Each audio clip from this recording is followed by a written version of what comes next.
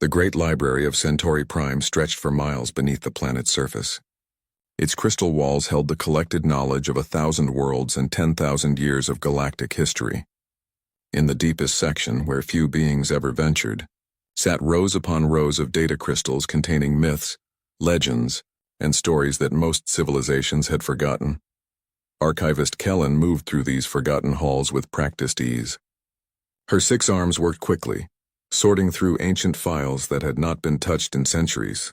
The Althari were known throughout the galaxy as careful record keepers, and Kellen took pride in maintaining even the most obscure pieces of information. She paused at a crystal marked with symbols she barely recognized. The data inside was old, very old. According to the timestamp, it had been filed over 3,000 years ago by a long-dead exploration team. The file was labeled simply, Sol System Extinct Species Report. Kellen touched the crystal with one delicate finger. A holographic display appeared in the air before her, showing rough star charts and basic biological data. The report was short and poorly written, as if the original explorers had been in a hurry to leave. Species designation, human, she read aloud to the empty archive. Planet of origin, 3rd planet from star designated Sol. Status, extinct. Cause of extinction, self-inflicted warfare. Notable characteristics, highly aggressive. Extremely adaptable. Unusually creative problem-solving abilities. Capable of surviving in environments lethal to most known species. The report continued with details that made Kellen's fur stand on end. These humans apparently fought wars that lasted for decades. They lived on a planet where the weather could kill them, the animals hunted them, and even the plants were sometimes poisonous. Yet somehow they had become the dominant species on their world. The most disturbing part was a note at the end. Recommend complete avoidance of Sol System. If humans somehow survived their wars, they would pose significant threat to galactic stability. Their combination of intelligence, aggression, and adaptability is unprecedented in known species. Kellen saved the file and moved on. It was just another story from a dead world. The galaxy was full of such tales. 3 sectors away, Admiral Zektar of the Hegemony Fleet stood on the bridge of his flagship, the Dominator. Through the massive viewport, he could see the conquered world of Rigel 7 burning in the distance.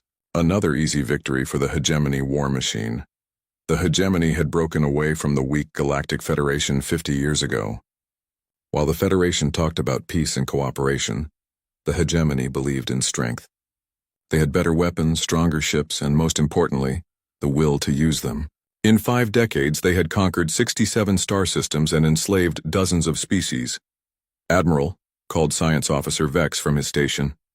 We have completed analysis of the Federation archive data we captured from Rigel 7. Zektar did not turn from the viewport. Anything useful? Mostly historical records and cultural databases. However, there is one interesting file. A species report about something called humans from a system called Sol. Never heard of them, Zektar said. Are they a threat? Vex's tentacles writhed in what passed for laughter among his people. Hardly, Admiral. According to this report, they destroyed themselves in primitive wars over 3,000 years ago.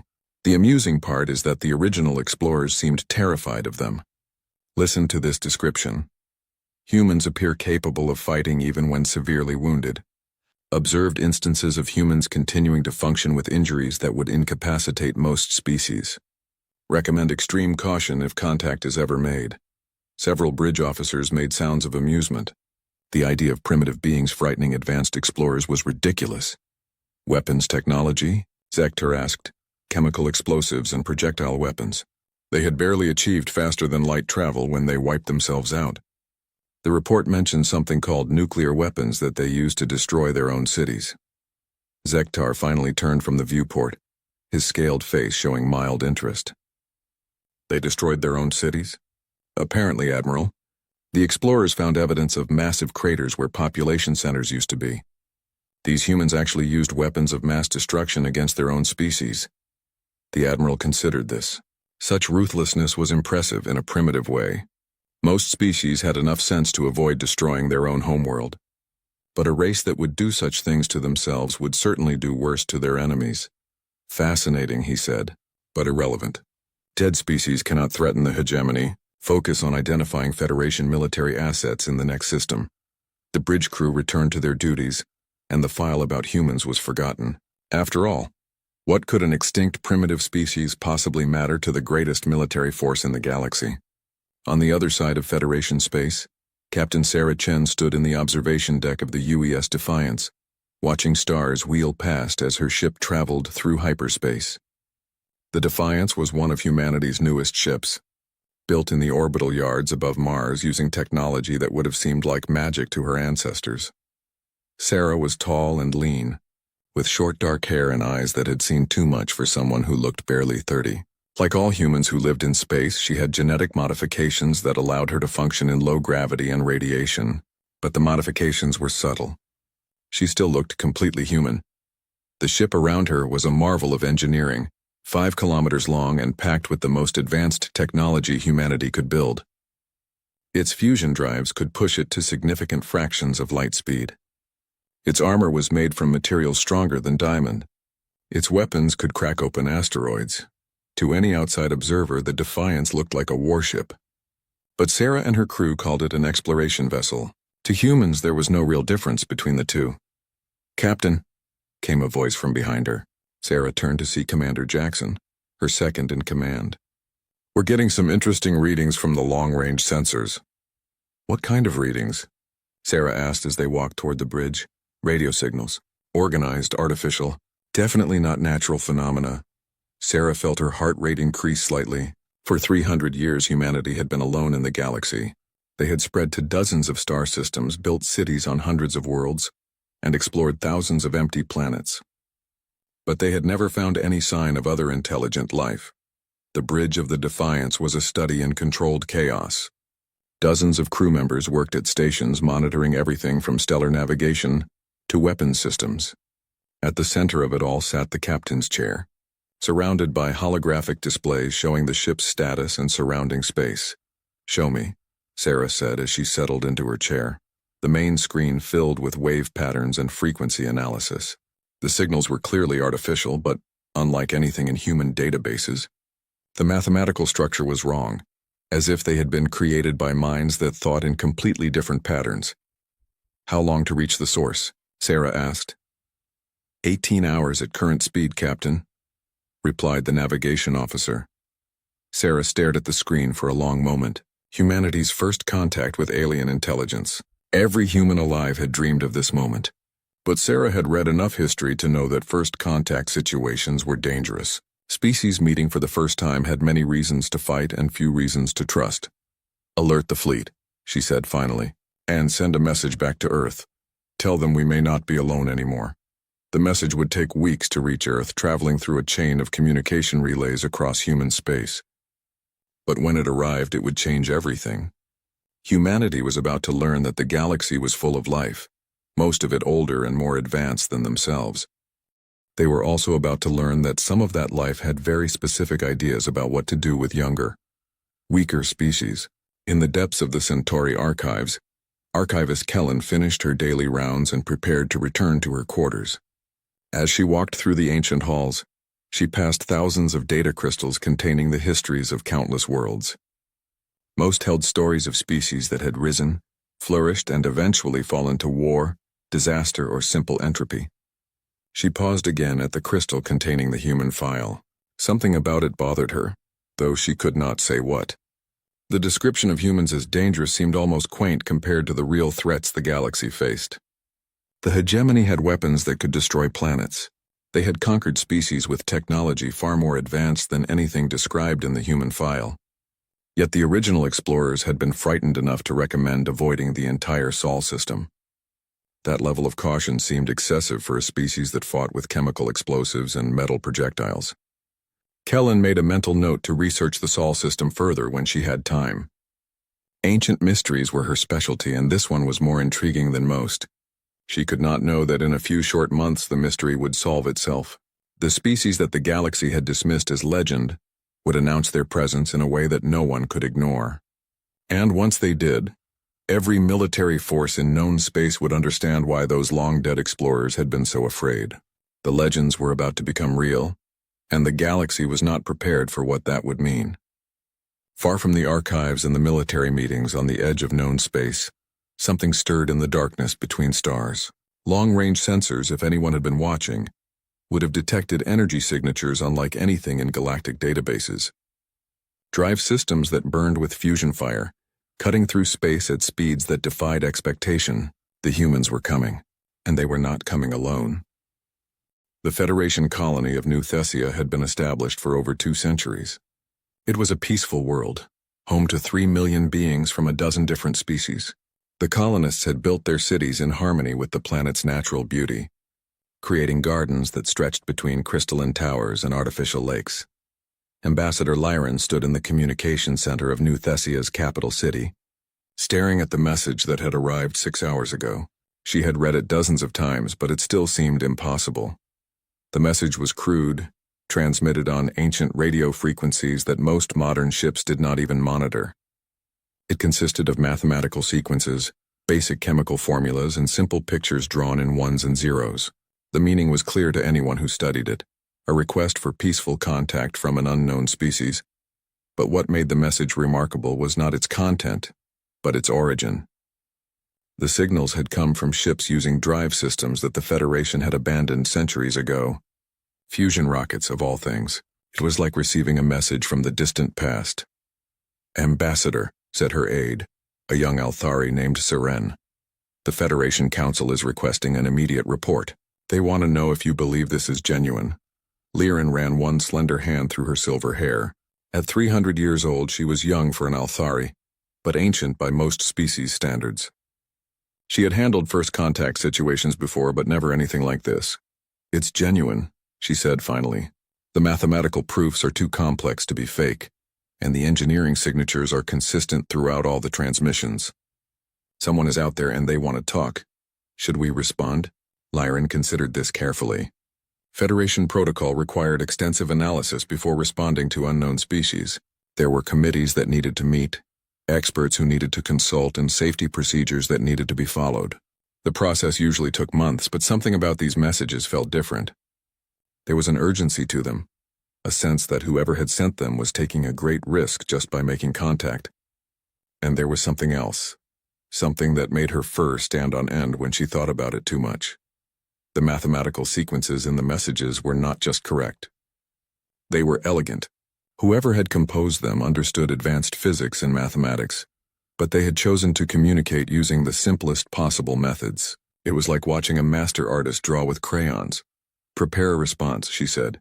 "Basic mathematical sequences and scientific data, nothing that could be considered threatening or too advanced, and begin preparations for a formal first contact meeting." Seren's eyes widened. "Without approval from the council?" "I'll take responsibility," Lyran said. "If I'm wrong, they can remove me from my position. But if I'm right and we delay, we might lose the chance to make peaceful contact with a new species." The response was transmitted 8 hours later. Within 4 hours, they received a reply that made Lyran's decision look prophetic. The unknown ships were requesting permission to enter New Thessia's star system for a formal meeting. They promised to approach slowly with weapons powered down, following whatever protocols the Federation deemed appropriate. More importantly, they had somehow learned enough of the Federation's trade language from their brief exchange to compose their message in broken but understandable galactic standard. The speed of their linguistic analysis was remarkable.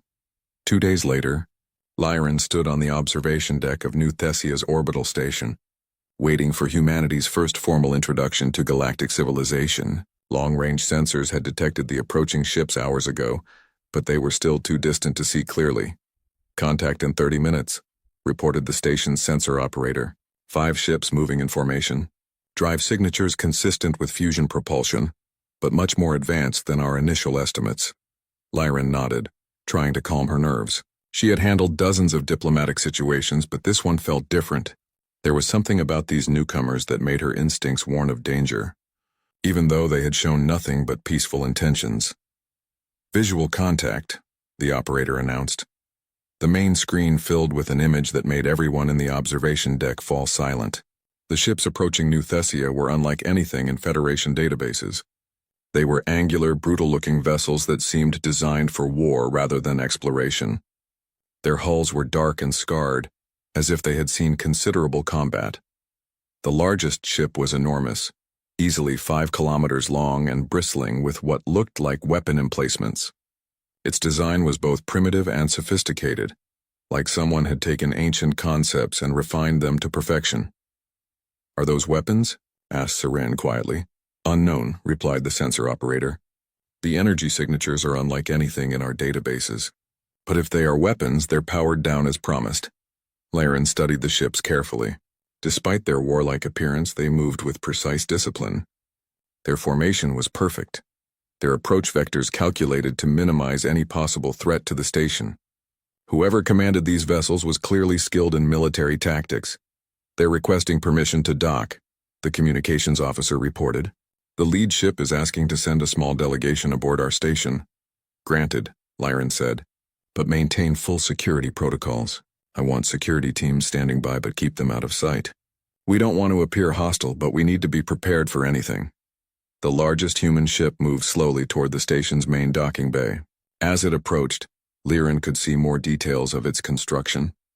The hull was covered in sensor arrays and communication equipment, but also in what were unmistakably defensive systems. This was a ship built by a species that expected trouble. An hour later, Lyran stood in the station's main conference room, waiting for her first glimpse of humanity.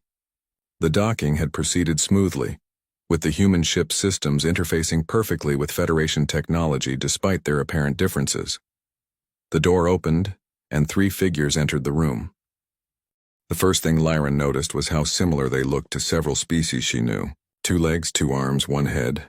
But there were subtle differences that marked them as something entirely new.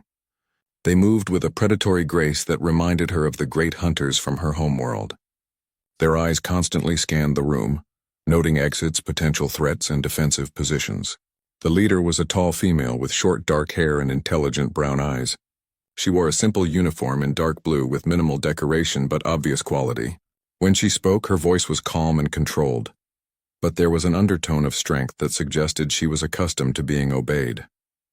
"Ambassador Lyran," she said in careful galactic standard. "I am Captain Sarah Chen of the United Earth System ship Defiance. Thank you for agreeing to meet with us." "Captain Chen?" Lyran replied, using the formal greeting gesture of her people. "Welcome to New Thessia. I must say we were quite surprised to receive your transmissions." Sarah smiled, and Lyran was struck by how the expression transformed her face. The predatory alertness remained, but it was overlaid with genuine warmth.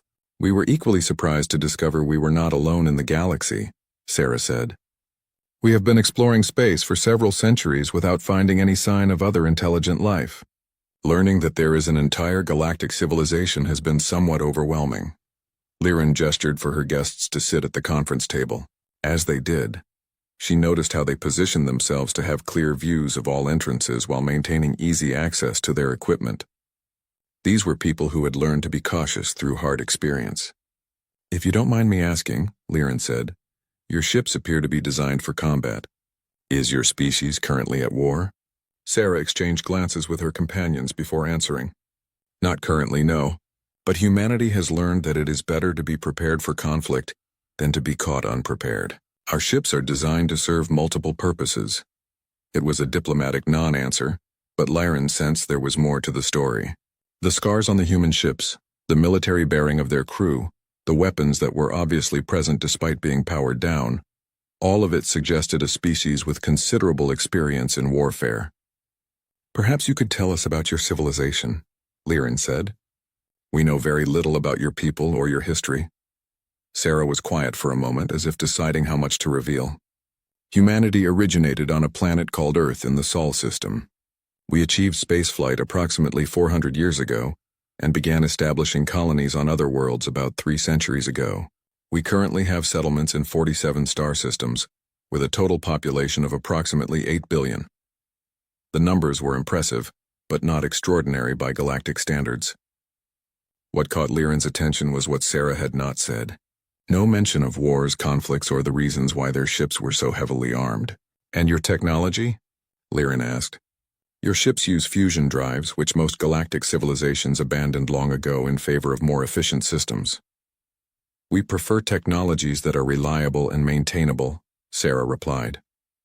"Fusion drives may be primitive by your standards, but they work consistently across a wide range of conditions. We have found that sophisticated systems can be vulnerable when you need them most. Again, there was an undertone of hard-won experience in her words. Liren was beginning to understand that humanity's technological choices were not based on ignorance, but on bitter lessons learned through conflict. The meeting continued for several hours, with both sides sharing basic information about their civilizations. The humans were clearly intelligent and sophisticated, despite their preference for what seemed like primitive technology. They had developed advanced mathematics, physics, and engineering. Their understanding of biology and medicine was particularly impressive. But throughout the conversation, Liren could not shake the feeling that she was only seeing the surface of humanity. There were depths to these people that they were not revealing, experiences that had shaped them in ways she did not yet understand. It was near the end of the meeting when Captain Chen mentioned something that made Liren's blood run cold. "We have detected considerable military activity in this region of space," Sarah said casually. "Ships with advanced weaponry moving in organized formations. Is there currently a conflict in this area?" "The hegemony," Liren said, and saw the humans' expressions sharpen with interest. "They are a militant faction that broke away from the Federation 50 years ago. They have been conquering systems and enslaving populations throughout this region." "Enslaving?" Sarah's voice was very quiet, but there was something dangerous in it. "Yes. They capture populations from conquered worlds and use them for forced labor. The Federation has been unable to stop them due to their superior military technology." The temperature in the room seemed to drop several degrees. The humans' casual friendliness vanished, replaced by something cold and predatory.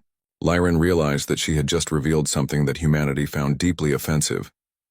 "How many systems have they conquered?" asked one of Sarah's companions, a man with scars on his hands and the bearing of a veteran soldier. 67 confirmed, Liren replied. "Possibly more.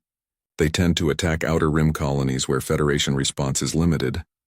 Sarah was very still, the kind of stillness that preceded violence. When she spoke, her voice was calm, but Liren could sense the fury beneath the surface. "Thank you for the information, Ambassador. We will need to consider this as we plan our integration with galactic civilization." The meeting ended shortly after, with promises of future communication and cooperation.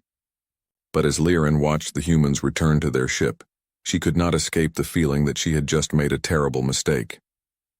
The legends in the ancient archives had described humans as dangerous when threatened. She was beginning to suspect that threatening the innocent might be an even greater error. As the human ships departed New Thessia, their fusion drives burning bright against the stars, Liren filed her report with the Federation Council.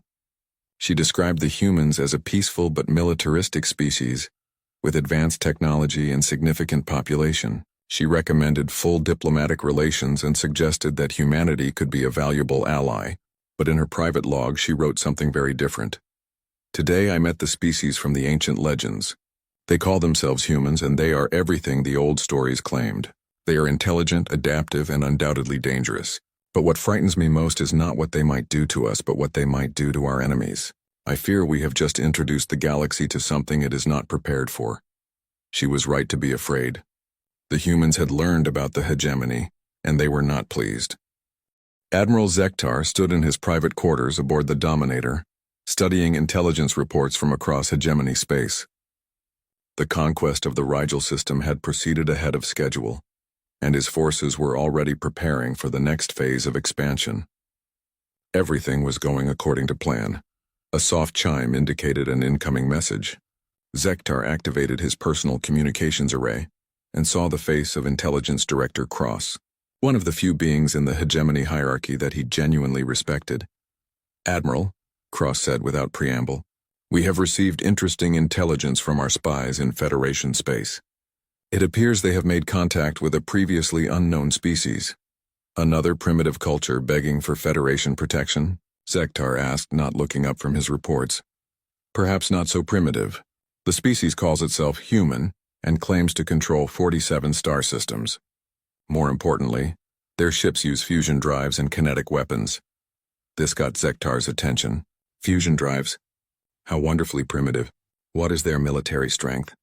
"Unknown, but estimated to be limited. Their technology appears to be several centuries behind current galactic standards. However, there is something unusual about them." Zektar finally looked up. "Unusual how?"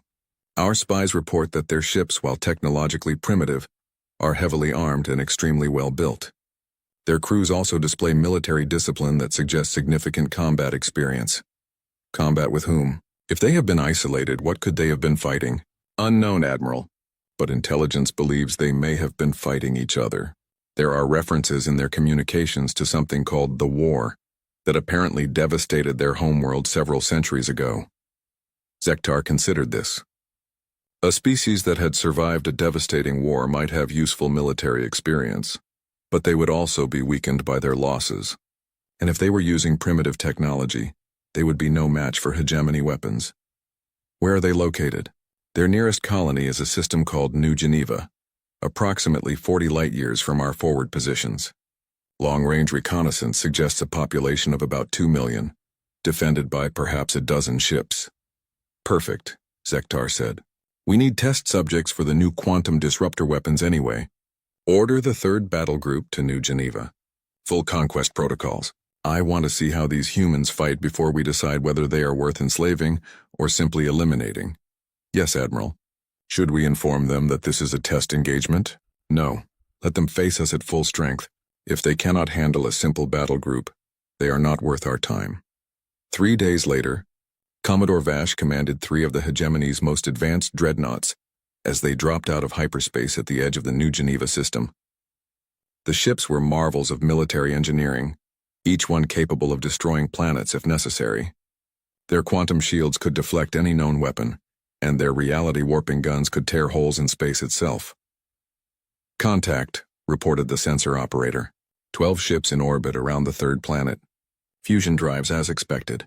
Energy signatures suggest basic weapons systems. Vash studied the tactical display with satisfaction. The human ships were pathetically small compared to his dreadnoughts. The largest was barely a kilometer long, while his flagship stretched for 5 kilometers. It would be over quickly. Open a channel, he ordered. The main screen filled with the image of a human female in a simple blue uniform. She looked young by most species standards, but her eyes held the kind of steady confidence that came from experience. This is Colonel Martinez, commanding New Geneva Defense Force, she said in accented but clear galactic standard. You have entered human space without permission. State your intentions, Vash was amused. The primitive was trying to sound threatening despite being outnumbered and outgunned by an enormous margin. I am Commodore Vash of the Hegemony 3rd Battle Group, he replied. Your system is now under hegemony control. Surrender immediately and you will be processed for slavery. Resist and you will be destroyed. The human's expression did not change. I see, and if we choose a 3rd option? There is no 3rd option. There is always a 3rd option, Commodore. The channel closed. Vash stared at the blank screen for a moment, then laughed. The arrogance of primitives never ceased to amaze him. Battle stations, he ordered. Quantum shields to maximum. Reality disruptors charged and ready. Let's see how long these humans last. Colonel Elena Martinez stood in the command center of the defense station orbiting New Geneva, surrounded by displays showing the approaching enemy ships. The hegemony vessels were massive and clearly advanced far beyond anything humanity currently possessed. By all reasonable standards, this should be a hopeless battle. But Elena had not survived the siege of Proxima and the Battle of Wolf 359 by accepting reasonable standards. All ships. This is actual, she said into her communications array. Enemy vessels are significantly more advanced than our intelligence estimated. Standard tactics will not be effective. Switch to Omega protocols immediately.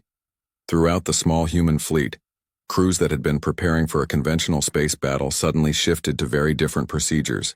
Weapon systems that had been disguised as sensor arrays came online. Cargo bays opened to reveal missile pods that should not have existed. Ships that looked like armed merchants revealed themselves as dedicated warships. Most importantly, every human ship began broadcasting the same message on a frequency that the hegemony could not intercept. It was a simple message, but one that would change the nature of the battle. Pack protocol is in effect.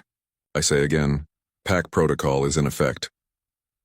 On the bridge of his flagship, Commodore Vash watched in mild interest as the human ships began to spread out. It was a reasonable tactical formation, though it would do them little good against quantum-shielded dreadnoughts. Fire when ready, he ordered. The reality disruptors charged and fired, sending bolts of twisted space-time toward the human fleet. The weapons were designed to tear apart anything they hit at the molecular level. No known defense could stop them. The lead human ship, a vessel called the UES Determination, took a direct hit. For a moment, Vash thought he had scored an easy kill. Then he noticed that the ship was still there, still functional, still fighting. "Report," he snapped. "Direct hit confirmed," replied his weapons officer. "But the target appears to be undamaged." "How is that possible?" Before Vash could respond, the human ships opened fire. What emerged from their weapons was not energy beams or exotic particles, but simple kinetic projectiles. Chunks of metal accelerated to significant fractions of light speed. The projectiles struck Vash's quantum shields and bounced off harmlessly as expected. But then something unexpected happened. The human ships fired again, and this time their projectiles were different. They seemed to be made of multiple components that separated just before impact. The outer shell of each projectile struck the quantum shields and was deflected, but the inner core continued through, as if the shield was not there at all. "Shields are failing," reported the defensive systems operator. "Unknown projectile type is penetrating quantum barriers." Vash stared at the display in disbelief.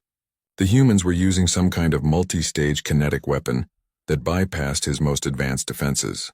How was that possible? The answer was simple, though Vash would never understand it. Humanity had spent 3 centuries fighting wars where the enemy had every possible advantage. They had learned to win by being smarter, more creative, and more stubborn than anyone expected. The human multi-stage projectiles worked by using the quantum shield's own properties against them. The outer shell carried a quantum signature that the shields recognized as friendly. By the time the shield realized its mistake, the inner core was already through. It was not advanced technology. It was applied cunning, the kind that came from having to fight superior opponents with inferior equipment. As the hegemony shields began to fail, the humans pressed their advantage, but they did not fight the way most species fought. Instead of concentrating fire on single targets, they seemed to be everywhere at once, coordinating their attacks with precision that should have been impossible for such a small force. The reason became clear when Commodore Vash realized what the human ships were doing. They were not just fighting as individual units. They were fighting as a single organism, sharing targeting data and coordinating attacks in real time. When one ship was damaged, the others immediately moved to protect it. When a hegemony ship's weakness was discovered, every human weapon focused on exploiting it. Most disturbing of all, the humans seemed to learn and adapt during the battle itself. Weapons that had been effective at the beginning of the fight became useless as the humans developed countermeasures. Tactical maneuvers that should have caught them off guard were anticipated and countered. "Sir," called the communications officer, "we're receiving multiple distress signals from surrounding systems. Human ships are attacking our bases throughout this sector." Vash felt his blood turn cold. "That's impossible. Intelligence reported only 12 ships in this system." "Confirmed, sir. At least 40 human vessels have been detected attacking hegemony positions across 6 star systems simultaneously." The humans had not just been defending New Geneva. They had been preparing a coordinated strike against every hegemony position within range. While Vash had been planning to test their defenses, they had been planning to destroy his entire sector command. The battle around New Geneva continued for 3 more hours. By the end, 2 of Vash's 3 dreadnoughts were destroyed and his flagship was severely damaged. The human fleet had taken casualties as well, but they had won a victory that should have been impossible. As the surviving hegemony ship limped away from New Geneva, Vash found himself studying the tactical recordings with something approaching fear. The humans had not just defeated his force. They had done it using technology that was centuries behind his own. They had won through superior tactics, better coordination, and a willingness to take risks that bordered on insanity. But what truly frightened him was the realization that this had not been humanity's full strength. The ships at New Geneva had been a colony defense force, not a main battle fleet. If this was what human civilians could do when threatened, what were their actual military forces capable of? On New Geneva, Colonel Martinez stood in her damaged command center, receiving reports from across human space. The coordinated strikes had been more successful than anyone had dared hope. 12 hegemony bases had been destroyed or severely damaged, and their forces in this entire sector had been thrown into chaos. But she knew this was only the beginning. The hegemony would not ignore such a humiliation. They would return in greater force with better understanding of human capabilities. That was fine. Humanity had been preparing for this kind of war for 3 centuries. Elena opened a communication channel to Earth and began composing her report. It was short and to the point. First contact with hostile alien force complete. Enemy capabilities exceed previous estimates but remain manageable. Recommend full military mobilization. The pack is under attack. Time to show them why the legends exist. Across human space, the message was received and understood. Humanity had tried peace, diplomacy, and cooperation. Now they would try the alternative. The galaxy was about to learn what humans were really like when they stopped pretending to be civilized. In the depths of space, Admiral Zektar received Commodore Vash's report with growing disbelief and rage. A force that should have been invincible had been defeated by primitives using kinetic weapons and clever tactics. It was impossible, humiliating, and absolutely unacceptable. Mobilize the first and second fleets, he ordered. I want every available ship prepared for immediate deployment. These humans will learn the price of defying the hegemony. But as his staff began preparations for a massive military response, Zektar could not shake the feeling that he was making a terrible mistake. The tactical recordings from New Geneva showed human ships performing maneuvers that should have been impossible, displaying coordination that suggested a hive mind, and fighting with a ferocity that bordered on fanaticism. Most disturbing of all was the way the humans had fought even when their ships were critically damaged. Other species retreated when faced with overwhelming odds. Humans seemed to fight harder. For the first time in his long military career, Admiral Zektar wondered if the hegemony might have chosen the wrong enemy. He was about to find out exactly how wrong they had been. Captain Sarah Chen stood before the emergency assembly of the Federation Council on Centauri Prime, her dress uniform bearing the insignia of the United Earth Systems.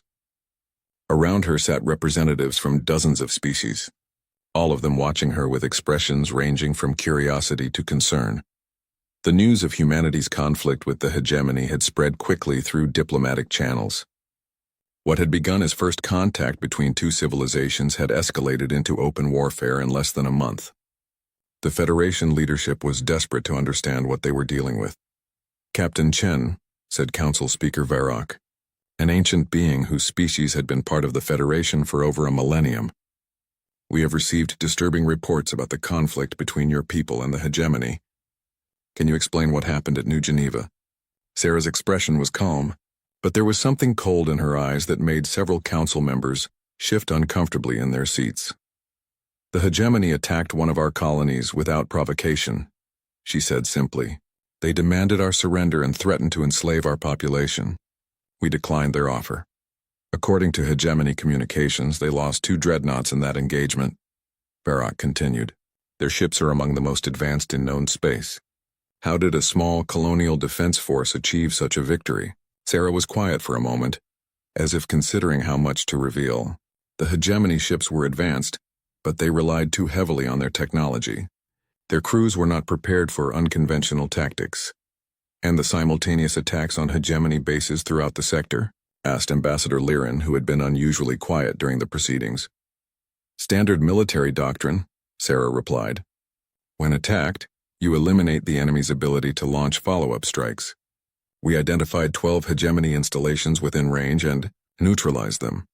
The casual way she described the destruction of military bases that had taken the hegemony decades to build sent a chill through the council chamber. This human spoke of warfare the way most species discussed routine maintenance. Captain, said Councillor Teth of the peaceful Etherian Republic, the Federation has been trying to negotiate with the hegemony for 50 years. Military action has only escalated their aggression. Do you not fear that your attacks will provoke even greater retaliation? Sarah's smile was not reassuring. Counselor, we have been studying your records of the hegemony conflict. In 50 years of diplomacy, how many systems have they conquered? 67 confirmed, Teth admitted reluctantly. And how many populations have they enslaved? Approximately 2 billion sentients. In 1 month of warfare, how many systems have they conquered from humanity? Teth hesitated. None. And how many humans have they enslaved? None, Sarah nodded. Then it would appear that our approach is more effective than diplomacy. The blunt statement caused an uproar among the council members.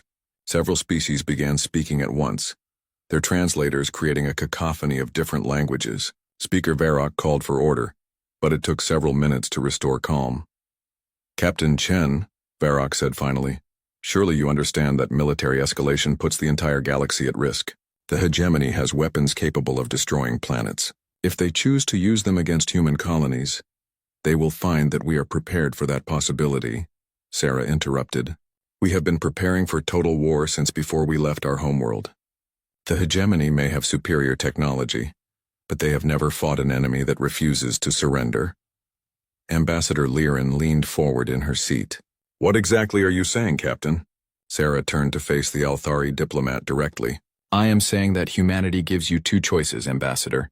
Stand with us against the hegemony or stay out of our way. But understand this. We will not negotiate with slavers, we will not retreat from bullies, and we will not allow the hegemony to continue their expansion unopposed." "And if the Federation chooses not to support your war," asked Counselor Teth, "then the Federation will be irrelevant to the outcome," Sarah replied. "With or without your help, the hegemony will learn that some species cannot be conquered." The meeting continued for several more hours, but the essential message was clear.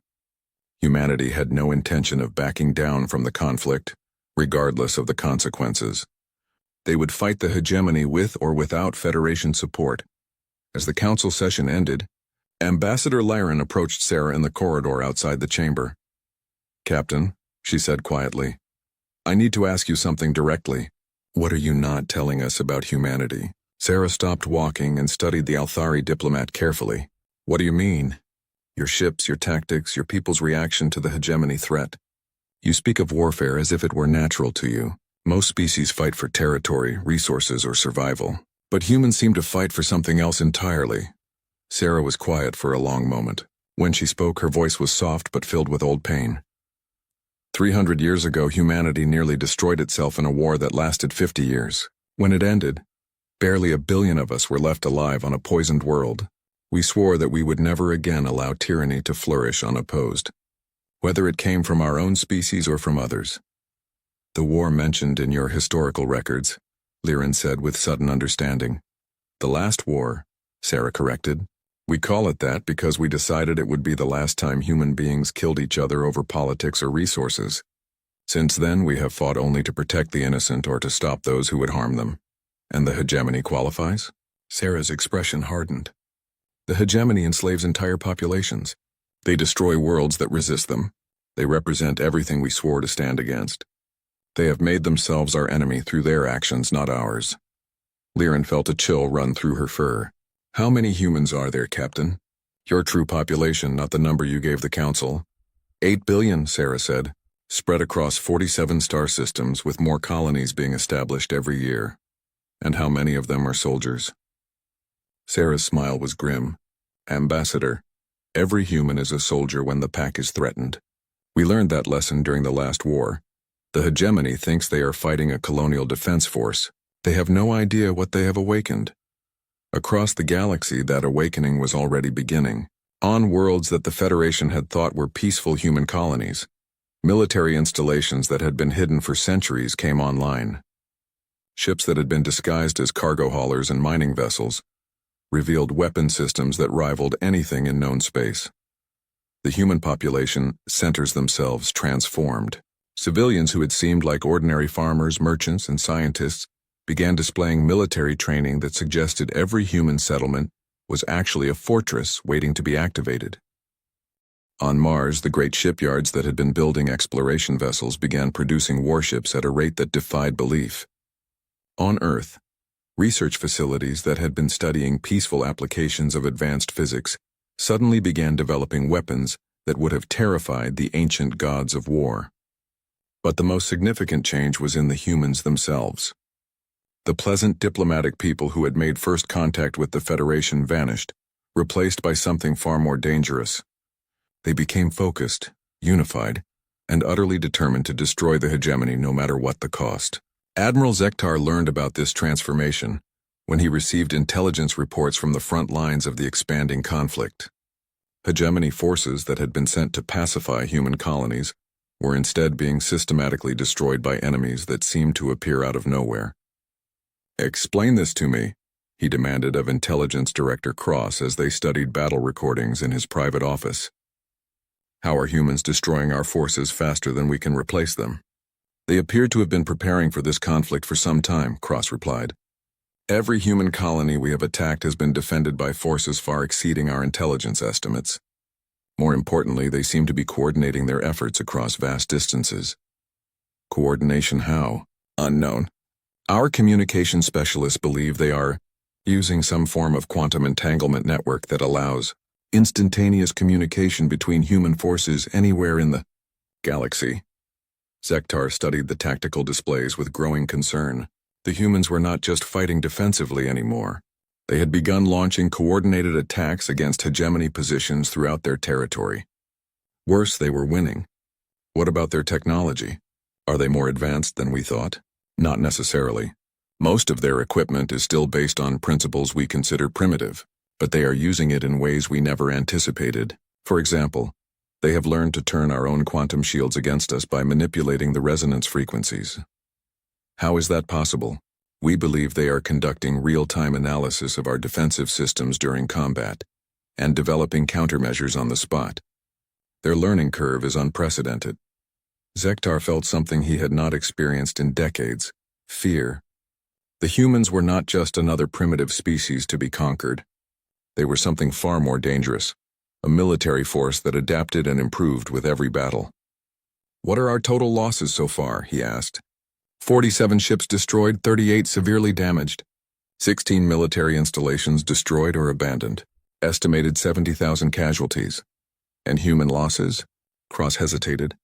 Intelligence suggests approximately 12 ships destroyed and perhaps 30,000 casualties. But Admiral, there is something else. What? The humans appear to be getting stronger. Their newer ships are incorporating captured hegemony technology, but modified in ways that make them more effective than our original designs. They are learning from every engagement and becoming more dangerous. Zektar stood and walked to the viewport of his flagship.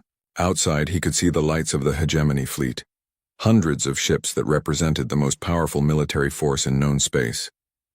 A month ago, he had been confident that nothing could stand against them. Now he was beginning to understand that the humans were not like other species. They did not fight for conquest or glory. They fought for survival, and they had become very, very good at it. Contact Fleet Command, he said finally. Request immediate reinforcement of all border sectors, and begin preparation for planetary bombardment operations. Sir, if we cannot defeat the humans in conventional battle, we will force them to surrender by threatening their civilian populations. No species can continue fighting when their homeworlds are at risk. Cross looked uncomfortable. Admiral, intelligence suggests that threatening human civilians may not produce the desired result. Why not? Because according to our analysis, human civilians are also combatants. Their entire population appears to be militarized to some degree. Threatening them may simply provide the humans with more soldiers, not fewer. Zektar closed his eyes. He had spent his entire career conquering species that fought according to predictable patterns. They defended their military assets, protected their governments, and surrendered when resistance became hopeless. The humans seemed to operate by completely different rules. They protected everyone equally, had no central authority that could surrender, and appeared to consider resistance never truly hopeless. For the first time in his career, Admiral Zektar wondered if the hegemony had chosen an enemy they could not defeat. Far away on Earth, in a secure command bunker beneath the ruins of what had once been Geneva, Fleet Admiral Rebecca Hassan studied the same battle reports that were troubling Admiral Zektar, but her conclusions were very different. How are our production numbers? She asked her staff. Exceeding projections. The civilian population has enthusiastically supported conversion to wartime production. We should have 300 new ships operational within 6 months. And recruitment? We have more volunteers than we can process. Every human colony has requested permission to contribute forces to the war effort. Hassan nodded with satisfaction. The hegemony had made the mistake that humanity's enemies always made.